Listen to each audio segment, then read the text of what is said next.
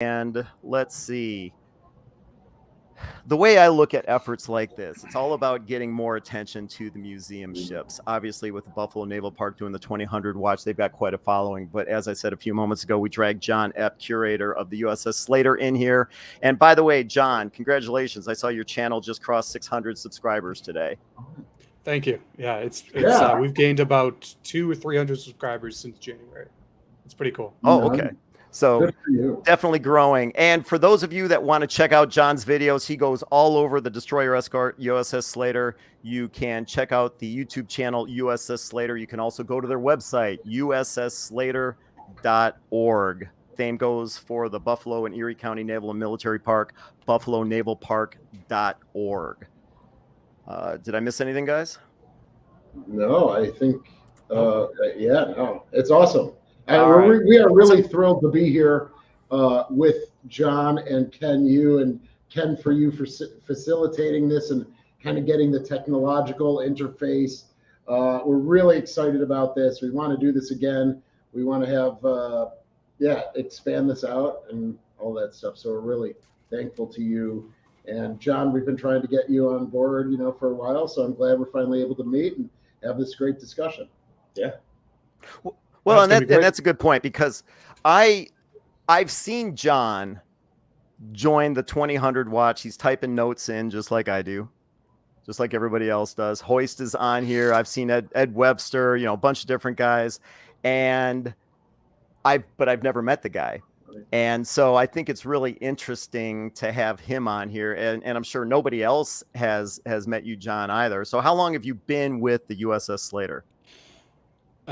Since 2019. I started out as an intern and only recently became the curator.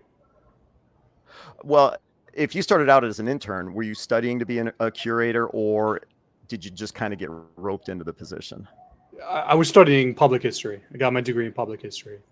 And I've been into military history since I was 5 years old, I guess. And I always knew I wanted to work in a museum setting. And this kind of just fell into my lap. Okay, so then you've been with the Slater for a couple of years. You've been curator how long? Since the start of the year, January. Oh wow. Okay, so not long. I'm a little baby in the industry. Yes. Hey, that's similar to me. I was an intern in 2019, and then I started this position maybe 8 months, 9 months.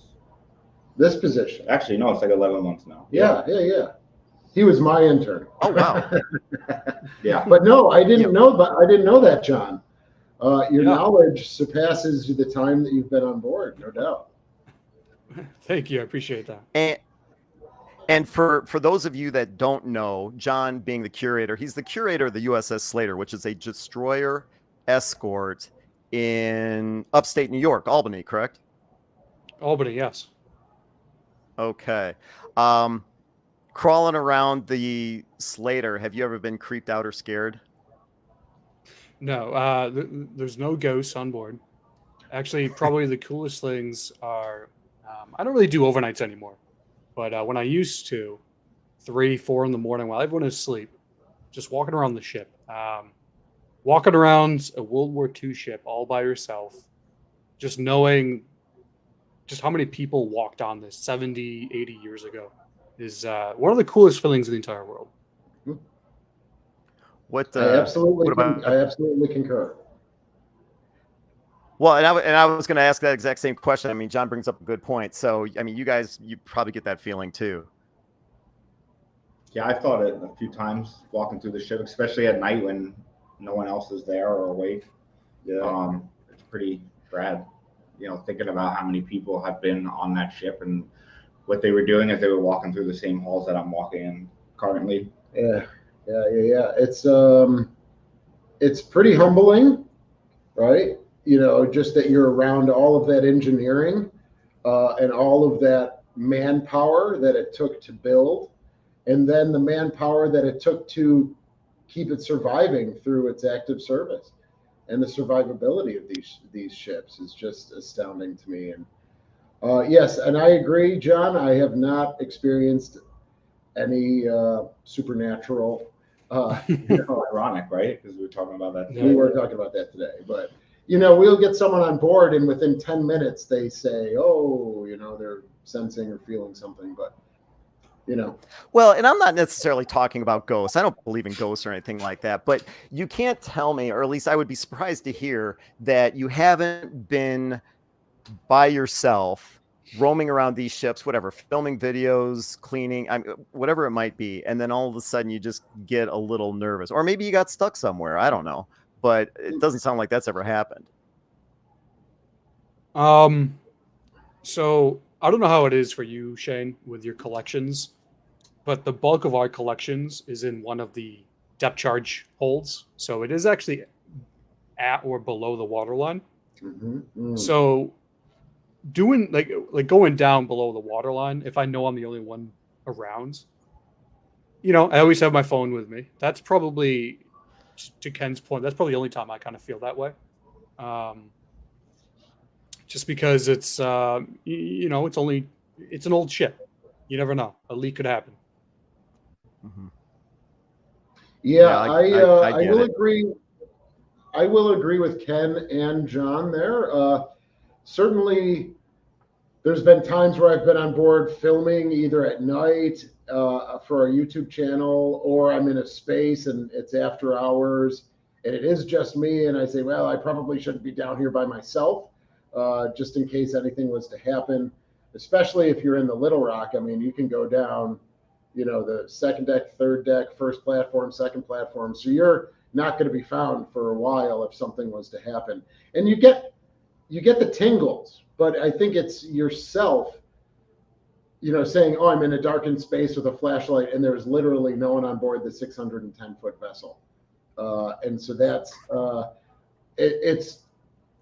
it's humbling. I feel honored to be able to do that. And, so you do get a sense that, you do get like the shivers or tingle usually because of that. You're psyching yourself up so much with where you're at and how fortunate you are to be trying to tell the story of this. Everybody wants to probably hear an update on what's going on with the USS The Sullivans, but I wanted to kind of approach this from a little different angle, and we'll eventually get to some of the questions that we covered last night. If some of you were watching our test run, making sure that everything worked, all the microphones worked and everything. But I had a question for John, and I really wanted to find out what John's thoughts were when it was announced that the USS Sullivans had been taken on water and it finally sunk. How did you finally hear about that news? So I want to say, so I was part of that 8 o'clock watch when a question was posed, and they kind of said something like just offhand, oh, the ship doesn't look too good right now. And that kind of raised a few bells. And then I believe it was the next day when everyone found out. It was probably through social media, Facebook.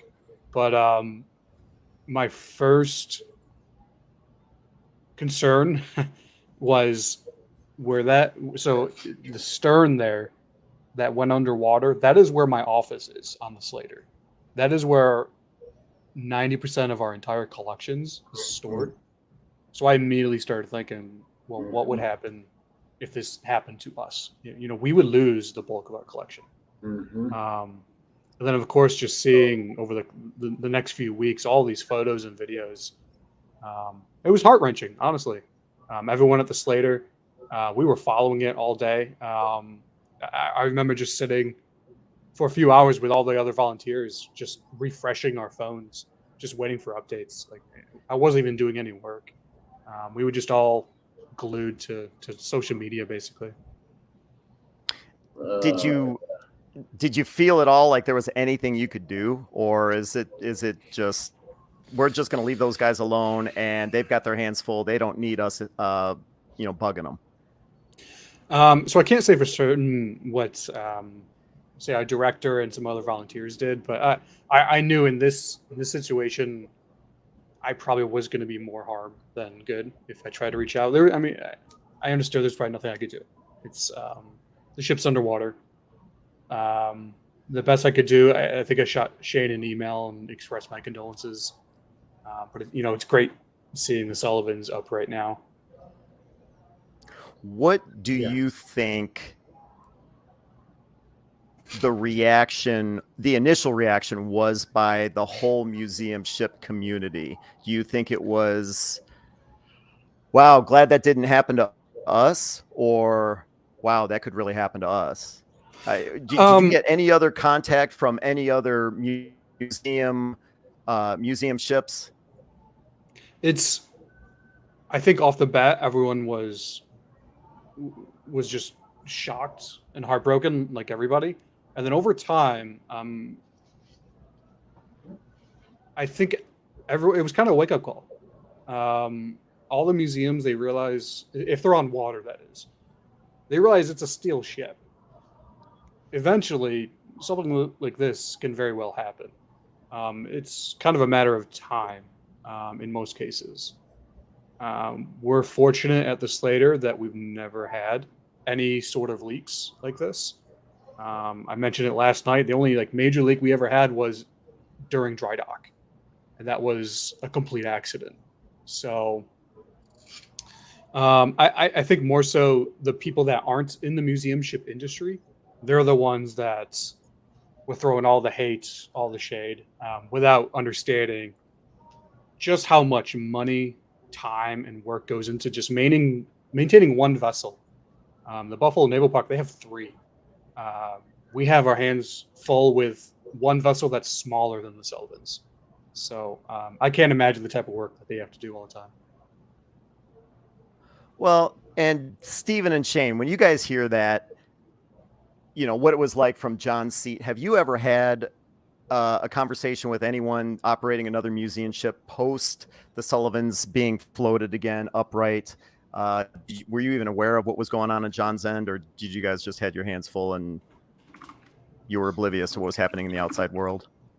So I know one of the first people that reached out to me was the military curator at the Smithsonian American History, and he actually found it by accident. There was something going on that day with something with Russia and Ukraine and some Russian battleship, and as he was looking for that, he came across the Sullivans, and this was maybe 2-3 hours later, and he called my phone, and he was just and he's the military curator, and he worked at a naval museum before he went to the Smithsonian. So I mean, he was on the phone, and what can I do? What do you need? Let me get you guys in contact with this person, that person. So I mean, I guess they're not a naval, they're not a museum ship, but he was very concerned and very, what can I do? And I think we got a lot of that. We got I know. No, go ahead, Shane. I didn't mean to cut you off. No, that's all right. When this happened, it was, from my end, it was like an explosion of outreach, communication. It was unbelievable, just the amount of phone calls and skyrocketing emails that I got. I certainly heard, I would say, from probably about 4 or 5 museum ships that we've met at various HINSA conferences and people that I've just developed professional relationships with. And at that point, it was so overwhelming. People were asking what we can do, and it was just, we don't know, right? We didn't really know what someone could do at that time, but we wanted to capture that passion that people had. And even now, we've set up that volunteer program. We put out that YouTube video, and it was like go, go, go, go, go, and then hurry up and wait kind of thing. There were so many, sorry, I might drill on a little bit about this, but there were so many entities involved so quickly. We had Bidco, we had the TNT Salvage, we had the Coast Guard, we had the Miller Environmental, we had us, we had Buffalo Fire, we had Buffalo Cops, and all of a sudden we have 80 people here every day in the Unified Command post, and it was going at their speed, not our speed. It was going at their speed. And I mean, just walking by the ship every day, I know there's people out there that don't like us, and that's okay. But I mean, it was just horrifying to see that. Well, okay, so let's get into like the current state of things. And again, for those of you just tuning in, yeah, this is a 3-channel crossover. It's the Buffalo Naval Park, it's the USS Slater, and I'm Ken with History X. So all of us are tied together tonight, hopefully bringing the audience from 3 different channels together. And oh, by the way, if you guys have not subscribed to the USS Slater, if you have subscribed to the Buffalo Naval Park, it's one of the simplest yet most effective ways to support these guys, get additional exposure. And for those of you that aren't aware, it eventually brings advertising dollars back to them. So take the time to make sure you click subscribe on the Buffalo Naval Park and on the USS Slater. Go ahead, Shane. So what's the latest news when it comes to, I guess one of your latest videos basically said Bidco, you had them stop the epoxy coating that they were applying. Correct. Yes. So to be as brief as possible, but as clear as possible, that's not the correct word, but in February of 2021, we saw that there was a serious issue. We raised $1 million. We talked to different companies. The plan was to get a protective coating. How do we get a protective coating on the ship, which will allow us to raise the money in the future for dry docking? Unlike other museum ships, we have never had an endowment here at the Buffalo Naval Park. So it was, in the winter time here for about 25 years, the executive director paid the staff out of his salary to keep people here. So when you say we are very hardcore nonprofit, that's we were very hard. There wasn't an infrastructure built. So we said we need to raise money for a dry dock. We figured it would be $3 to $6 million, somewhere around there. And now what can we do to protect this ship and raise the money to go to dry dock at the end of that fundraising campaign? With the incident, obviously we wanted to move up our timeline for dry docking. And so we're again engaging with dry docks, the one in Erie. We're beginning to talk to the one at Port Massey in Ontario, which is about 40 miles away, 40 miles away, not 90. And we're talking about that of getting quotes and things with them. So the work has stopped because as of right now, she's pretty sealed up. There is not one active leak on board. Yeah, which is better than she was before the incident. So yeah, much better. Yeah. Much better before the incident. And so now what we are doing is we're formulating a winter plan, and we are focusing on a dry dock in 2023 or early 2024. And then if we choose that, then we're going to say, okay, now we've got to raise that money. So instead of saying, let's raise the money and go to dry dock, we're saying, let's go to dry dock and then raise the money after that. So that's kind of a very comprehensive, hopefully short summary of where we're at right now. Well, that's one thing I misunderstood. I thought Bidco's work had been terminated prematurely. But what you're saying is, no, everything's sealed up. Everything's great. Now we're trying to figure out what the next steps are. Yeah, we are sealed up in the sense that the epoxy is not on the whole ship, but all of the active holes that we did have are sealed up from the incident. So they have stopped the epoxy work, right? And they've agreed to stop the epoxy work, and it's a mutual decision. So it's not like they've finished the 2-part coating across the whole vessel. They have helped us plug every hole that we had during the incident. Okay, then let me go back to John for a second. Okay, for those that aren't aware, the Slater, the destroyer escort USS Slater, 2 years ago was in dry dock. Before that, it was in dry dock yet again, 2014. So based on what you guys learned of the dry docking of the Slater 2 years ago, what are your thoughts of dry docking the Sullivans?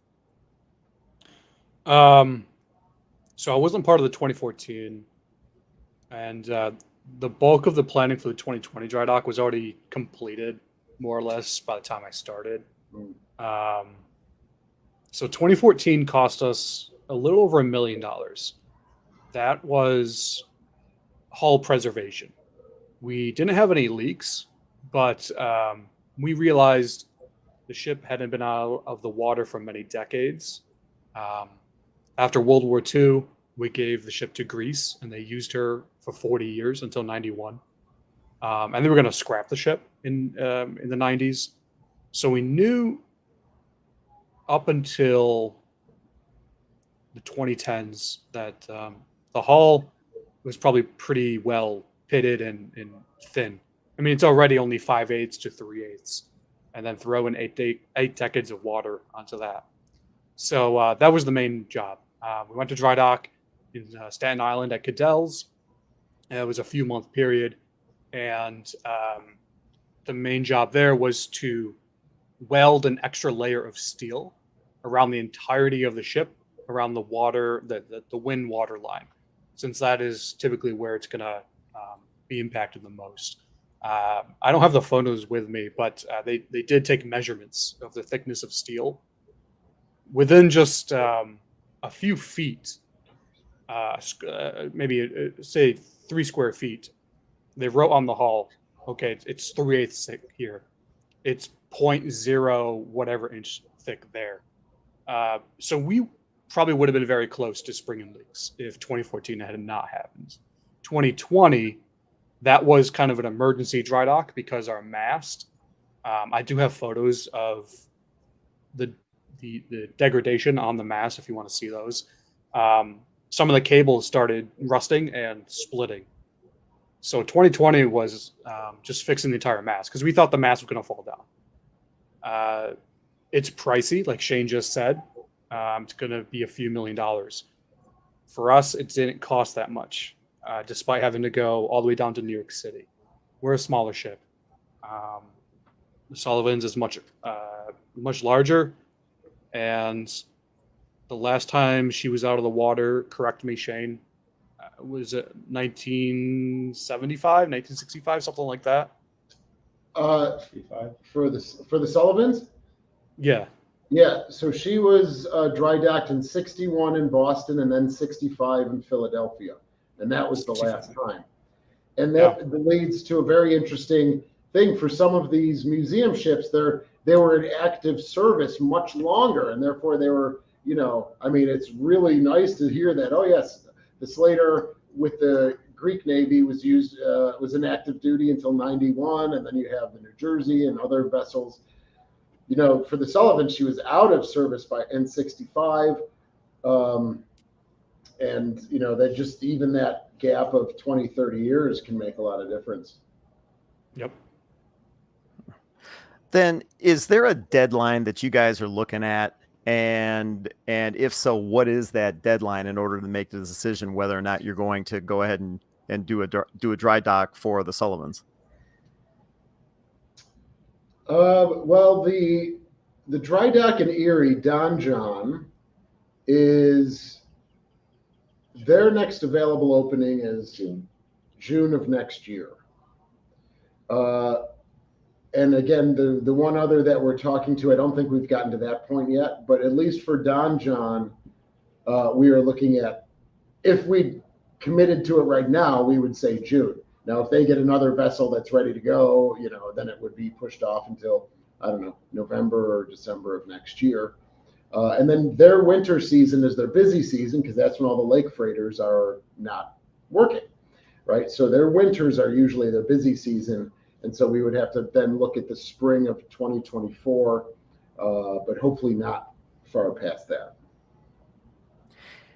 And if I'm not mistaken, in order to even get access to, and this is based on one of your videos that you posted, I think not last week, but the week before, in order to get the Sullivans out of where it currently sits, you've got to remove a couple of mooring, what I would call mooring posts or mooring stanchions.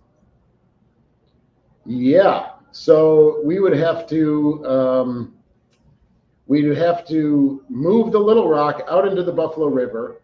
There's some talk of then shifting her back, in reverse, so to speak, just for people that don't know Buffalo very well, into this what's called the City Ship Canal. Then we would have to, you can see right in that picture, right forward or above the ladder leading from the Sullivans to the Little Rock, you'll see that bumper or fender, that square rectangle with the white fencing around it. We have 3 of those that would have to then be moved. And what we're doing is we're looking at the original plans from when they built this site in, say, 2001, 2002, and we would have to pull those out and remove those, and then see how much of those pilings are remaining. Right? If it's 6 feet from the riverbed, that would mean that maybe the Sullivans would not be able to get out because we would not be able to float her above.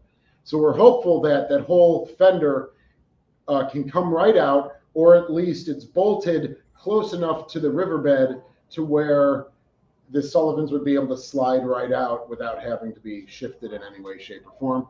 And so then there's 3 others that we would have to think about and do that with as well. And one thing I remember you saying is, like, if you are able to get these mooring posts out of the way, get them, to where they're low enough to where the Sullivans can pass over, you still need to get the Little Rock out of the way. And if I'm not mistaken, the Little Rock is not floating. It currently rests on the bottom of the Buffalo River. That is pretty true. Yeah, her draft gives, she will float. We do have that video, right? Stephen did that wonderful time-lapse video where he sped it up. But so she does float, but what we think, she's sitting in a silty cradle not of blocking or wood, but of silt. And sometimes she'll lift up, she'll move around, and then she'll settle back down there. So yes, we would have to get her in when we have a siege or something come in and raise her up 5-6 feet. She has her rudders, she has her propellers on her still. So yeah, that all adds to the cost. Just to get the Sullivans into dry dock, that adds to the cost. So it's something, that's why we're going to take our time with it, right? And Stephen's been involved, and all of the staff has been involved with those discussions to make sure we're making the right decisions here. Well, then let's get Stephen involved. So I'm sure you've been scanning a lot of the questions. I mean, are there any questions that people have thrown in here that you want to pull up and address? Did you see any, Shane, that you liked? Well, I'm sure I like them all, I guess, but let's see. Was there one down? Can I ask a question real quick? Yeah, go for it, John.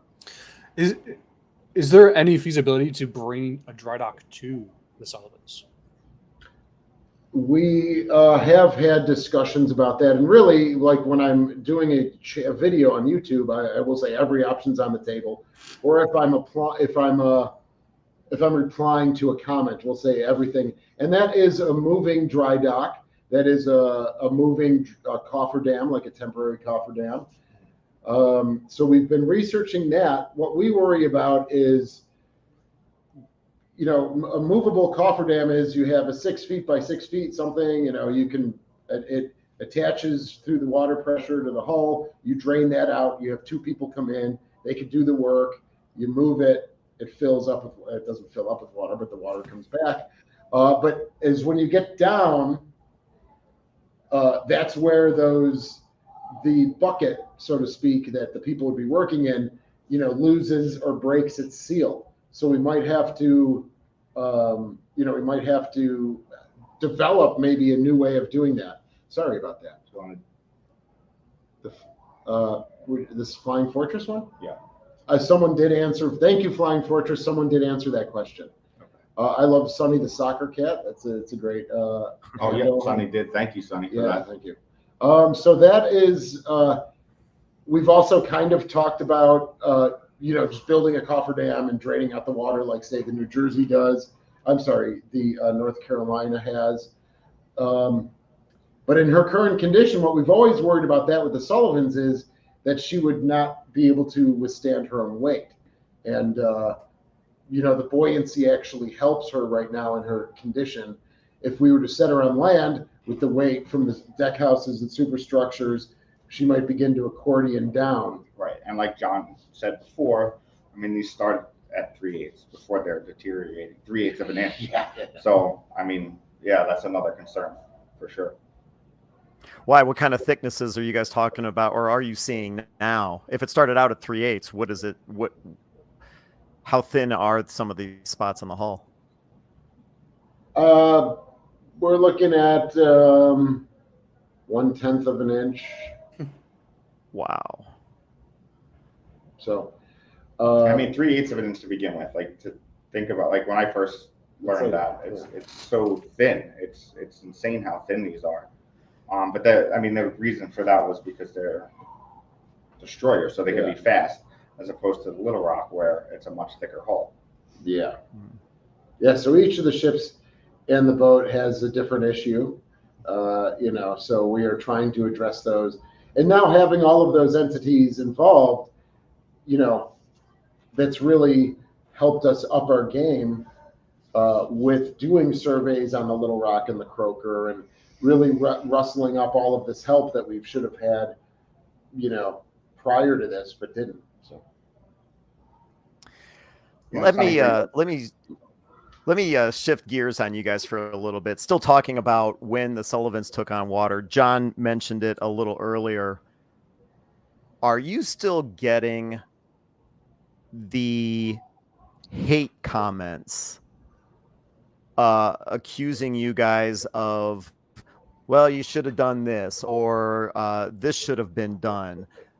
If I would have been there and saw water coming in, I would not have been doing a live broadcast. Are you still hearing comments like that, or have they pretty much gone away? Yeah, I mean, I think they're less now, right? I guess there was a point where maybe 2 weeks in where it felt like every other comment was something nasty, or you guys should have done this and should have done that. And you can only say so many times, like, look, guys, this is the timeline. There was a lot of, where'd the money go? And, what did we raise all this money for? And it's hard to continually explain it. But we do, and we will continue to, because we feel we owe the public that. I know that as long as I've been here, and like I said before, and like John, since 2019, there's been an effort to fix the Sullivan, and figure out what we're going to do. I can't speak for anything before that. So, I mean, there has been a timeline of things that have happened. But I mean, these things don't happen overnight. So, but back to your question, yeah, sure, we still get things here and there. And like, that's really on social media. I mean, like, to my face, nobody's really said anything, but they will ask questions a certain way, like, well, could this have been done, or could that have been done? And, we just have to keep giving our honest answers. I mean, we've been pretty straightforward and honest from the beginning.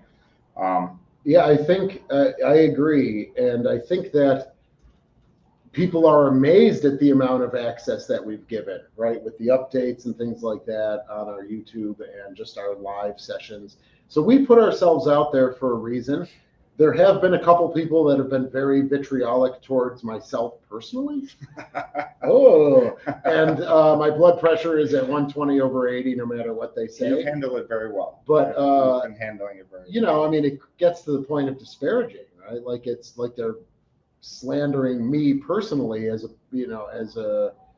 because I do the YouTube channel. So it's, and I know certain people have reached out to other museum ships to disparage me, and other entities and organizations to disparage me.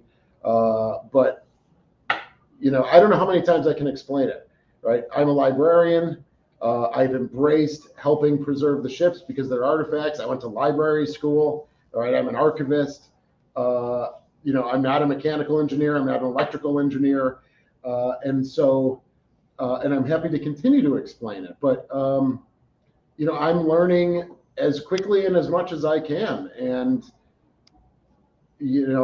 I love history, but I wasn't so much a naval guy until I started working here. I didn't have what we see every day. Someone loves a ship since they were 10 years old, or as John said, 5 years old for certain things, and you just embrace it and you do it. Like, I love history, but it's not something that I really embraced until I started working here. And my job was to process the collections, right? So I do want to say one thing though is, with social media especially, and people like outside of the Buffalo area, misinformation spreads so much, right? So someone might hear something that they thought happened, and if it did happen, understandably, they would be upset. But a lot of that misinformation just didn't really happen. Especially at the beginning, there was just a ton of misinformation out there. And like Shane said before, we pretty much attacked it real quick and said, look, guys, this is what's going on. I mean, we had a live show that day. The day before? The day after. Yeah, the day after. Like, we went and we're like, listen, and I think especially Shane giving these updates and being constantly on YouTube and social media, and we were updating on Twitter and Facebook, just being out and front and center and just being like, this is what's going on, guys. And if we didn't have an answer, we didn't have an answer. And if people believe that or not, we just, lot of it we didn't know. I mean, we were getting information from the Coast Guard and from Buffalo Fire Department and Bidco, and I mean, they were the ones that, we would get the information from. Right. Yeah, and so go ahead, Ken. Well, I was just going to say, actually, first, I'm, sorry for interrupting, but there was actually a question that related to, I thought that related to something that John had said earlier about the Slater. And so Kathleen, Vegan Conservative, asked the question about adding metal plates either inside or outside at and below the waterline. John, didn't you say that there was an additional metal band added around the hull on the Slater? Yeah, that was one of the main jobs in 2014. It was either a 1/4 inch or an extra 3/8 thick around the entire wind waterline around the ship. So yeah, that is certainly possible, but you can't do that unless you get the ship to dry dock. So, and the other part of that, inside the ship, you got all the framing. It'd be a mess. You got to go to dry dock for something like that. Yeah, I absolutely agree. Some people have asked us, and I don't know, John, if you've gotten this question, and you probably don't have to think about it for another 5 or 10 years, but can't you just weld steel plates on underwater, and like instead of Bidco putting this epoxy on, right? And that was one of the things we talked with Bidco about, is just welding metal plates underwater. And, you need to have, very strong steel underneath it that you're welding to. And they were saying, in certain areas that would need it, there's not enough metal to weld to. So that's why John said it's a dry dock. And that's kind of what happened in the first place, right? With the 4-foot gash, right? There was just a lot of degradation in one area where they eventually just connected to each other. Yeah. Water pressure can do that. Even just water pressure can do that. Changes in water pressure and temperature and things. And the Buffalo River moves quite a bit. It does, especially around the springtime. Well, so the good news is the Sullivans is upright. It's floating. You guys are now at the point where you are bringing items off, or you're trying to preserve items that were wet and damaged. So things are moving forward, and you still have half the summer to go is going to be the schedule now? Just continue to pull items off the ship? Yeah, and I mentioned M&T too. yes. No, that's right. We should keep that in our head. Yes, I'm sorry. Sidebarring here, everybody. So all of the artifacts are pulled off of the Sullivans. I'm working very closely with the conservator. We have I did a video of that, but it's looking, of the space, it's looking much better than that. We have tables with stations on them. This is going to go here. This is going to go here. We are ready to start the work next weekend. And she feels very confident that most of the material that was on board will be able to be preserved. And I feel that way as well. I totally agree with her regarding the artifacts. For John, I did not know that your collections are in the fantail. Yes. I would certainly recommend something that I learned. It's a little too late for me now because I have a research library area set up on the Little Rock, but to maybe consider, if it's feasible, moving the collections into the reefer, because that is like a very solid, what's the word? Like isolated area. It's almost like a safe. Yeah. It's thank you. Yeah. It's almost like a safe. So if that area is, ours is underneath the mess deck, there's a hatch that goes right down. I don't know if it's right there on the Slater, but it is. Mess deck. Yep. Maybe that's something to think about. It would be a large project, no doubt about it. But if the cooler doors are still working and things like that, you could just get electrified. If it's not, it's isolated. It's like a safe. It would be, it would be something to think about. Yeah. Did you have? No, I was asked that. I'm sorry. Answering the question. Yeah. So 3 in the United States, 1 in Greece, but it has been answered many times. Okay. But we did have. And if the original question, or if the question was like, how many Fletchers were actually made, isn't the number like 175? It is. We'll ask John how many DEs were constructed. Okay, let me go. Let's go back though. How many total? Okay, you got Fletcher's, Gearing, and what's the other one? My brain. So, how many destroyers total were built during the war? Do you know? Not counting destroyer escorts. Built during the war, I don't know offhand, but I'm going to try to give you guys an educated guess. I would say maybe 175 plus 70 is 250, maybe 400. Okay. I'm trying to. So destroyer escorts built 563 from 43 into 46. They wanted to build 1,000 of them, but the war ended. So, man, worldwide there are, from World War II, that is, 6 left in the world, I believe. Yeah, that's. Go ahead, Ken, please. Oh, I was just gonna say, okay, so the Buffalo Naval Park has the USS The Sullivans Fletcher class destroyer. Obviously, the USS Slater has the USS Slater destroyer escort. I can't help but wonder, when it comes to the museum ship community, and I know we're getting a little bit away from the latest status of the USS The Sullivans, but I think we talked about it enough.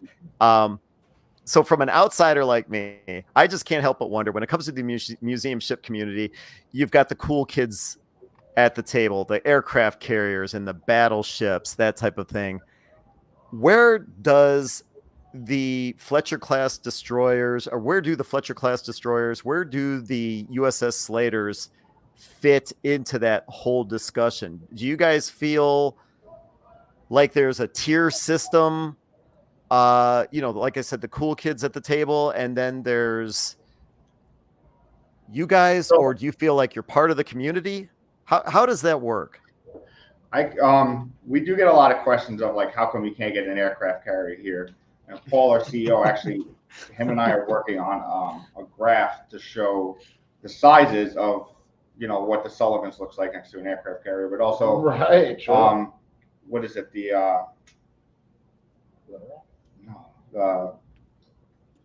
Why am I drawing a blank? The aircraft carrier, Nimitz. I mean, that's over 1,100 feet long, right? So. And the draft is just astounding. I mean, if you look at the Enterprise, it's only like 400 feet shorter or something like that than the Empire State Building. So imagine putting the Empire State Building in the Buffalo River. Right. I mean, that's why. But as far as like the cool kids or whatever, I think at least I can speak for the Sullivans. Is people are always amazed that they get to see the Sullivans. So. Yes. Well, you're not going to get any argument from me that, the Sullivans or the Slater, I mean, those are great ships. But I'm just wondering, again, from an outsider's perspective, what is it like when you guys go to your yearly meetings, museum ship community meetings? I think you said the next one's coming up. That's going to be on the Missouri and Pearl Harbor. Yeah. So are you guys all equals? Is there their table's a little closer to the stage than ours is. How does that all work? I like that analogy. There is absolutely a tiered system in HINZA, right? And it doesn't mean that that's wrong or I'm being a critique of how HINZA is set up, because it's not set up like that. It just naturally happens. So it's not based on the importance or the history of the ship.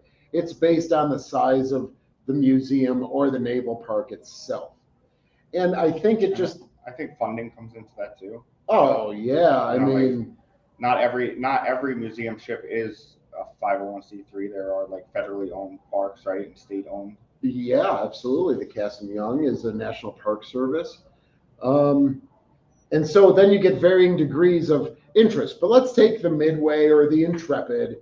Those are places that have 200, 300 staff, and their budgets are $35-36 million they rake in a year. And then you have places like the Slater and the Cod and us and Silversides. And so I think there's just a natural delineation and a tiered system that comes from that. But you can also see it by location too, right? So the Intrepid's in New York City, New Jersey's in Philadelphia area. Yeah. So I mean, these are bigger cities, and then you mentioned like the Cod. So you're talking Cleveland, Buffalo, or Rust Belt cities, or Albany. Yeah, Albany, exactly. We're not landlocked. We're almost in a sense like we're in the middle, right. As opposed to, I mean, the Intrepid being in New York City alone is just going to add to its Midway and popularity or however exactly. Yeah, so we during our HINZA conferences, you meet them, you talk to them, you have some fun with them, but you know that there's a difference, right? You know that there's at some point you synergize or you get together and you talk, but sometimes there's not a lot of commonality. We'll say, oh, we're trying to develop a volunteer program. And they'll say, oh, we've got 600 volunteers throughout the year. And we're like, oh, okay, thank you for talking to us. Right? It's also not like to knock any of the ships that might have like a bigger thing. I mean, we're not knocking. I mean, a lot of the time you can take what they already know and they can pass it to us so we can, learn things about our own. Yeah, and I'm not trying to knock them at all. No, we're not. I'm not trying to. Yeah. But from my standpoint, as I pointed out, I don't think it was today, maybe it might have been yesterday. It's like, so you guys have these fantastic World War II ships in your backyard and I don't. And I've always been curious about what the dynamic is when you all get together and listen, no doubt compare notes or you brag about your programs, or sharing information, or maybe some people don't want to share information. I don't know. Maybe Ryan Szymanski of the Battleship New Jersey, he seems like a great guy on camera, but when you get him one-on-one, he won't say 3 words to you. I don't know, Ryan, don't take that personally. I'm just throwing out hypotheticals. There's absolutely that delineation, and I don't blame anyone. I don't say, look at those guys sitting at the midway over there at that table, but it comes down to the commonality of concerns or programming. Like I think it's the midway, they have trainings with SEAL teams like on board. We wouldn't be able to do that here, right? But there, during the day, they got SEAL teams running around and climbing and going over the side of the aircraft carrier and things like that. So it's sometimes just based on the common elements, and it's like that in high school, right? You hang with the people that you share something in common with, and a lot of times we don't have, besides being a museum ship, and we might not have that much in common with them. So I haven't been. This will be my first conference when I go this year. But I have spoken to, so we do an overnight encampment on the Little Rock, and I've reached out to other ships, and I could say that I did reach out to the Intrepid. They were totally cool. They weren't like, we Zoomed. They gave us, what they do, rundown. I spoke to, I don't remember her name, but somebody at the Slater. Shanna, yes. I apologize. I apologize for not remembering your name. But everybody was really cool. So at like that level, I feel like helping each other out. I also spoke to somebody at Patriots Point who were, while I was working on the encampment program, and everybody was just happy to give advice and or like, this is what we do. And so from that point of it, from like a professional level, I've been treated pretty equally across the board, from the Intrepid to the Slater to the Naval Park. So, John, what about you? What kind of experiences have you had with other museum ships and operations? Well, like I said earlier, I'm the new kid on the block, so my relationships with other museums are kind of limited right now. But nothing but the best when I reach out for questions or assistance, or I find something in our collections that has nothing to do with destroyer escort, but it has to do with something that another museum ship would want. So nothing but the best there. So I can't really speak to the museum ship community that way. In terms of the public, though, I can definitely see the public ranking the larger ships as the better ones to visit.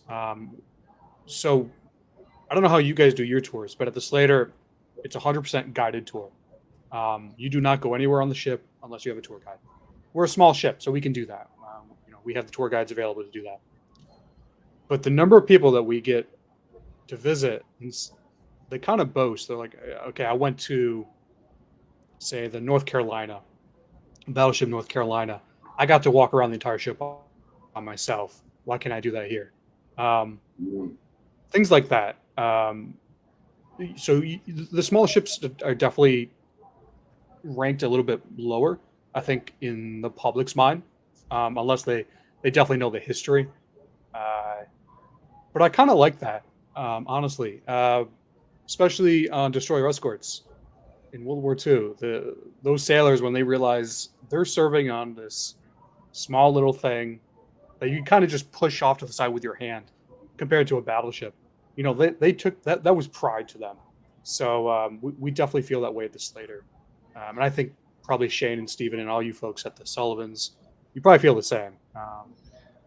It's kind of nice being a small ship. No, you make a good point of being a small ship too, because even the Little Rock being such a big ship, but it is a small ship. It's not a very well-known ship.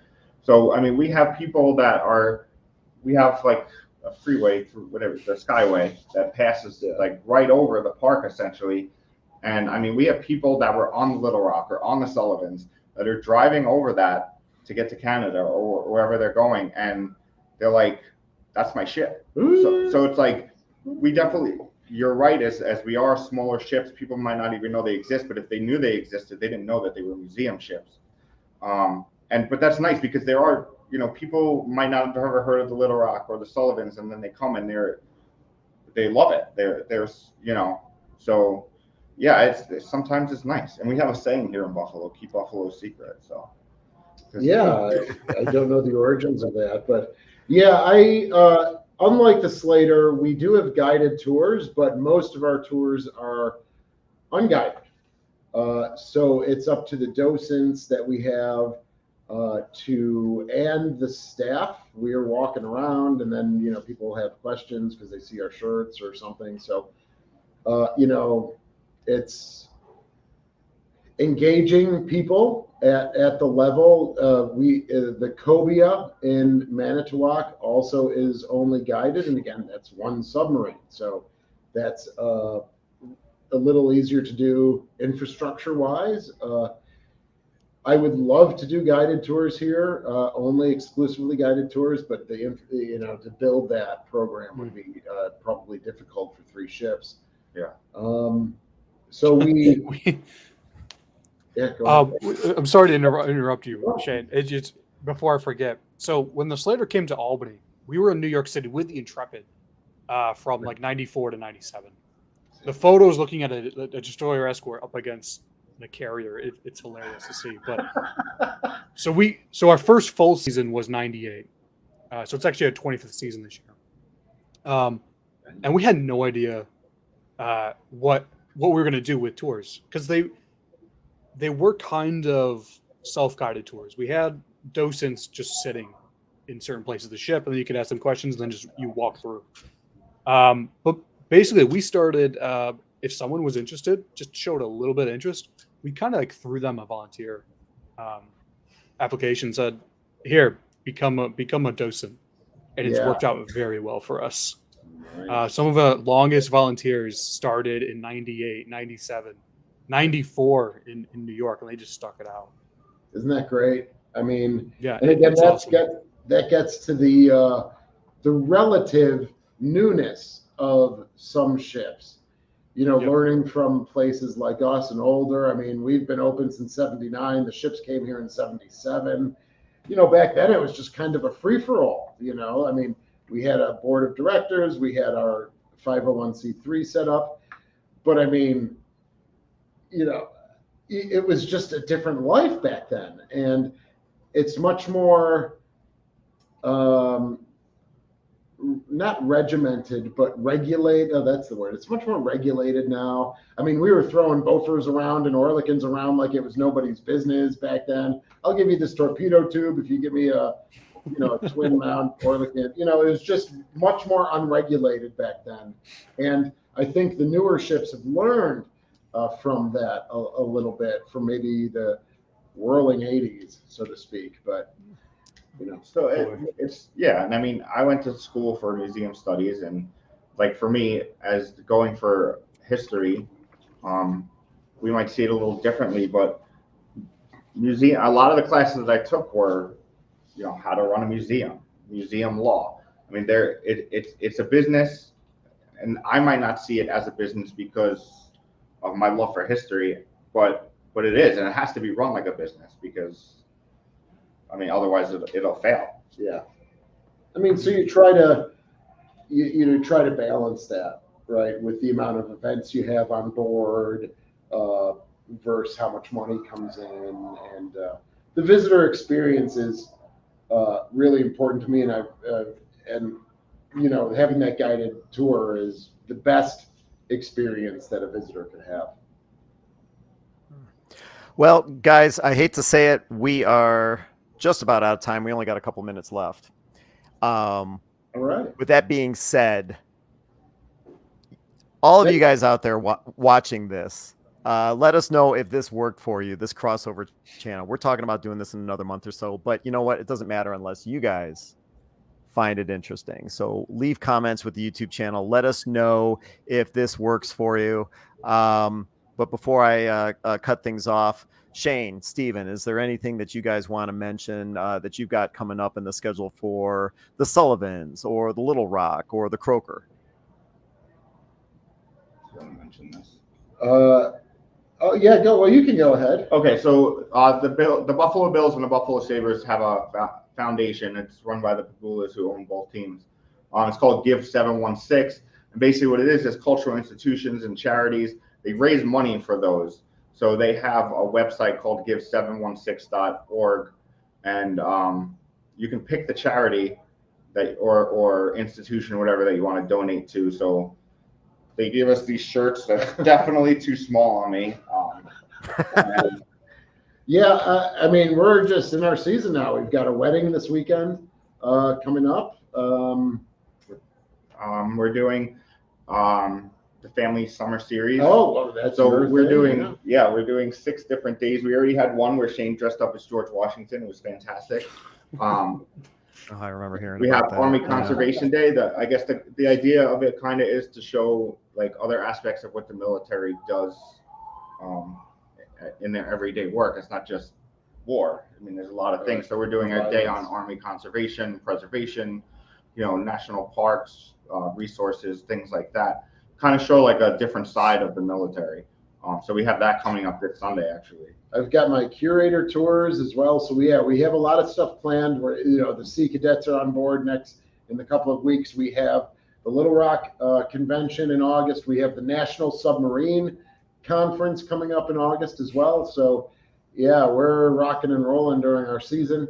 A lot of people still ask us about the Sullivans, but people step on it to get to the Little Rock. So at least they can be on it a little bit. There are and if people want to learn more about that, do they go to buffalonavalpark.org? Yeah, or you can follow our socials. Yeah. If you do want to see a picture of Shane as George Washington, there is one on our Twitter account. So I know a couple people were asking where they could see that. Oh my God. But yeah, I mean, our website, YouTube, Shane's informational videos really are probably the most informative and the best way to get information. But we do have socials too that you can check out. Yeah, Twitter, Instagram, Facebook, website. Got it. And John Epp, USS Slater, do you have any? What do you have coming up for the remainder of the summer? Event-wise, we're not a huge event organization. We do celebrations, memorials.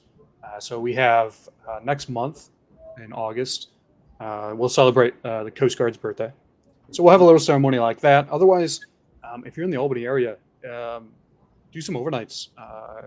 We have overnights in the spring and the fall.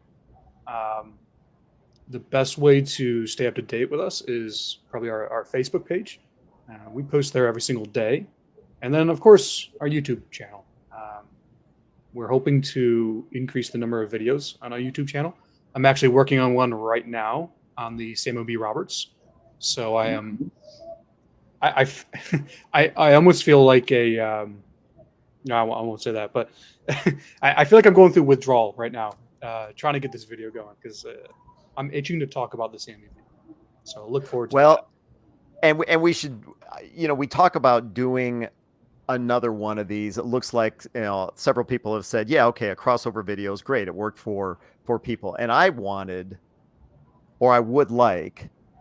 If we do this again in about a month's time, I would like the subject to be Taffy 3. Everything from what happened in the battle off Samar to what's happening now with the discovery of Fletcher-class destroyer Johnston a year ago and destroyer escort Samuel B. Roberts a couple weeks ago. That ties right into what John was just saying. Go ahead. I was just going to say, are you guys up for that? Because we spent a good portion of today's live, going into the background, what's happening with the Sullivans, what's the latest. And of course, people want to know that. But in a month's time, maybe we could cover another subject. Yeah, I think that's... Go ahead, John. Sorry. When you think of the most historic ships in the United States Navy, you got the battleships, you got the carriers. But then you immediately think of the Johnston, the Samuel B. Roberts. And the Samuel B. is the most famous destroyer escort, no question about it. So, yeah, doing a thing on Taffy 3, that'd be great. I would love to do that. No, go ahead. Yeah, because I was going to change something. Just the breadth of, you've got the Johnson Hole and Heermann. Then you have the Dennis and the Raymond and the John C. Brown, maybe, as three of the John C. Butler. John C. Butler, thank you. You have the 3 DDs and you have the 4 DEs. I mean, it just kind of fits right into the wheelhouse here of, I'm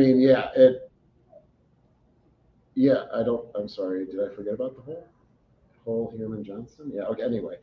Thank you, Chris. Sorry, maybe I didn't say them, but yeah, it fits right into the wheelhouse of, and we, along with very few other ships, are representative of the Battle off Samar.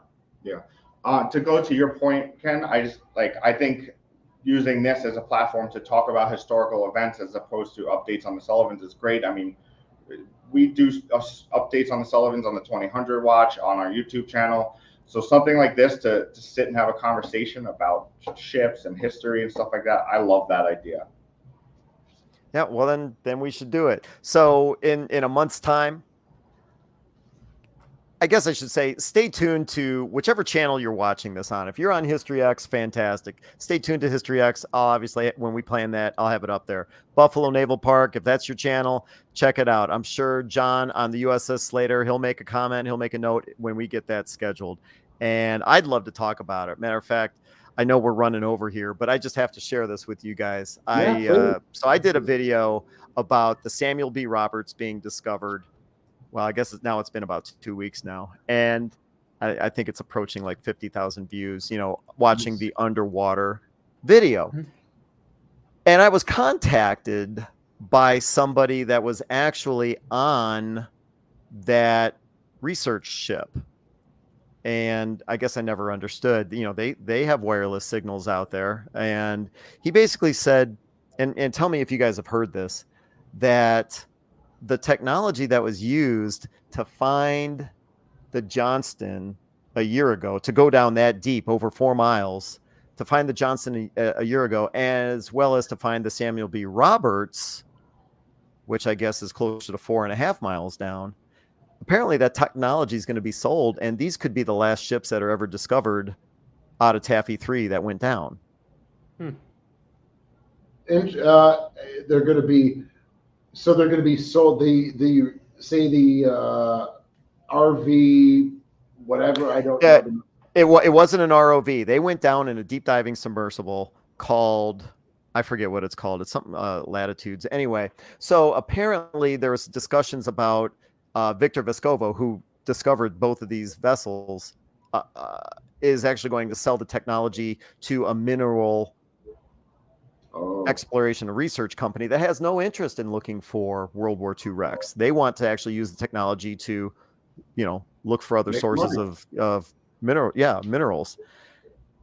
And that whole notion made me sad. If somebody knows about that, either a subscriber or anybody, I'd love to hear more information about that, because I just love learning how these wrecks are discovered, where they're discovered, seeing imagery of it, seeing how the Johnston was discovered relatively intact. The Samuel B. Roberts, it was a little crunched up and split in half, but still the pieces were, relatively close together. Great images, and I just really enjoy seeing these great ships rediscovered. And I'd hate to think that they, the Gambier Bay. I'd love to see the Gambier Bay, get discovered, but this could be the last. So if somebody knows about that, I'd love to hear some comments or find out. Maybe I'm wrong. Maybe they aren't going to sell the technology, but that's the last thing that I heard. Interesting. Well, that's great that it's gotten that many views and that you've actually heard from, someone on the RV itself, that on the research vessel. That really is a testament to the work that you put in. And for John, I think the guy's name was Parks. I think his name was like Parks Stephenson or something like that. I'm not 100% sure, but I'll have to go back. He was their he was their historian. Oh, so okay, so you're aware of the guy. And your name be Parks. At our fundraiser last year, he was our keynote speaker. Okay, all right.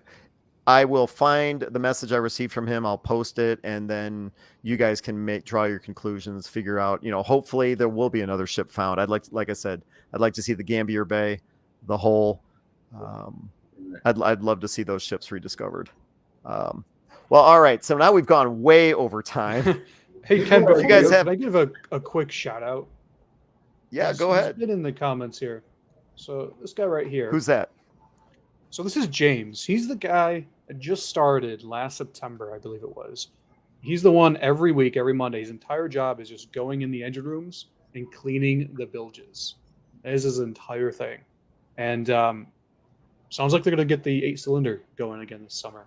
It still works. So there will be a video on that. But I felt like I needed to give him a shout out because he is doing probably the most important work out of anyone right now on the ship, cleaning the bilges. Yeah. Ships rust from the inside out. Yeah. And you guys are paying him how much? Well, tell you what, after this video, we'll triple his salary. Well, but that's the point I'm trying to make. In other words, James is totally doing this volunteer. 100%. And that's a testament to the love or the passion that one might have when it comes to World War II ships, vessels.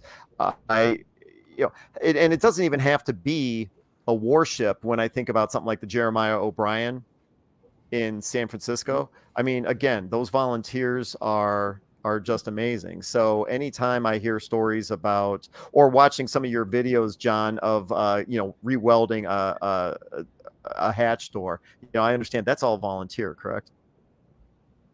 Yep. We have our director, Tim Rosito. He is pretty well known in the museum ship community, from my understanding. He's been doing this since the 70s. And we have Shanna, who Shane and Steven have worked with a little bit. And then you have myself, and then we have a business manager. Everything else, 100% volunteer. And then we do have interns as well that do tours. Nice. Yeah, I'd like to say hi to James too. That's great. He's been pretty active here, and we have not engaged with him prior. So thanks for pointing him out, John. And James, best of luck to you, man. Build awesome. That's great. That's really cool. Yeah, and we are looking to do that here. We had not really built a sustainable volunteer program here, but we are working on it now. What did you want to mention? Oh, John, I'm sorry. This is something I thought about last night, and I said, Shane, you better try to remember. Do you have any idea, how is your attendance this year so far? Do you know? Busy. Busy? Okay. I believe we were on track to surpass last year's numbers. That is a Shanna question. She handles all that. Understood. But, so last July, so July 2021, was our busiest July ever in 25 years. I believe this year we are on track to surpass that. So it is. There's constantly tours going through the Slater, which is the best feeling in the entire world. Absolutely. Okay, thank you. That's interesting. Well, with that being said, it's now approaching 8:15, so 15 minutes over. Not that that's a bad thing, but I really enjoyed your time. Thank you guys for allowing me to be involved with this whole thing. Can I just answer 813 Riggs question there? Sorry, thanks for coming in under the wire. What do you got? Sorry, Ken, thank you. So the condition of our radio rooms, both our primary and secondary, were pretty good. The only thing that we had were the shifting of the equipment due to the list. So there was no water incursion there. There was no oil incursion in either the secondary or the primary radio room. So it was just, some equipment hit the deck, so to speak. So we've picked all of that stuff up. I'm working with a guy from our YouTube channel named Kirk, who's going to be coming in and electrifying all of our radio rooms on the Croker and the Sullivans. The Little Rock has been kind of cannibalized a little too much, but so that's the condition of ours right there. And so I just wanted to reach out. Thank you. Thanks. Oh, yeah, no problem. Do we have a name yet? Oh yeah, the name of the show. Oh boy. I was thinking about it. I can't remember which one Chris suggested, if it was Tin Can Talk or Museum Ship Mafia. I kind of like them both. Yeah, so do I. We were going to throw it out to the crowd, though, weren't we? Like, Yeah. Oh, that's right. People. That's Who's watching? Oh yeah, we got so we still got 49 or 50. We need if we're gonna do this again, and I hope we do, talk about Taffy 3 in a month. We're gonna need a name for this effort that we're putting together, this crossover. And yesterday, and by the way, if you guys still watching didn't have a chance to tune in yesterday, it was last minute. We had to test some things, make sure that our microphones worked.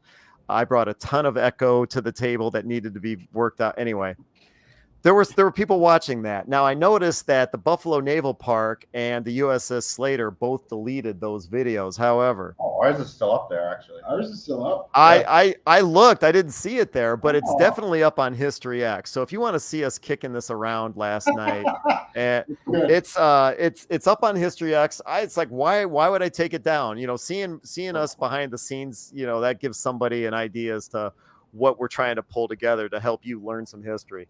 So with that being said, doing this again, we last night a couple ideas got thrown out. I had written down Tin Can Talk and Museum Ship Mafia. Were there any others worth considering? Yeah, I'd just love to hear what people have to say about it, either in the comments when this goes, because this will then just go right into our YouTube video. And so people will be watching, after the fact. And, they can leave comments in all three of our channels or, to see if they have any ideas. I like them both, too. There's got to be something really cool, though. I don't know. I'm kind of really digging the Museum Mafia. Maybe it's just maybe it's the connection to Buffalo, but Built Mafia. Okay, Shane. Yeah. All right. I kind of like that one too. We'll kick it around. We'll come up with something, and when the time comes to announce us getting back together for another talk, I'm sure we'll have the name figured out by then. Good. Anything else you guys need to throw out there? Go to bed, Cash. Right. Yeah. Go to bed, Cash. All right. My name is Ken Stano with History X. Thanks for watching us pull all this together. When it comes to visiting John Epp at the USS Slater, please check out ussslater.org. You already heard a lot of the stuff that they've got going on around there, guided tours, who wouldn't want to take part in that. And then, of course, the Buffalo and Erie County Naval and Military Park. Normally, this is their time to do their 2000 watch on their YouTube channel. Please check them out, buffalonavalpark.org. And finally, if you guys have not... Let's not forget Ken and your channel as well. The Keybird, all that work that you do, promote. We'd love to have you guys check out History X for a lot of the aviation and Navy stuff. But most importantly, if you haven't already done so, subscribe to the Buffalo Naval Park's YouTube channel. Subscribe to the USS Slater, and I just want to see you guys keep growing. Thank you, John. Thank you, John, and thank you, Ken. Thank you. All right, guys. This was a blast. Yeah. So I'm gonna shut it down. Everyone have a great night, and that's gonna be the end of that.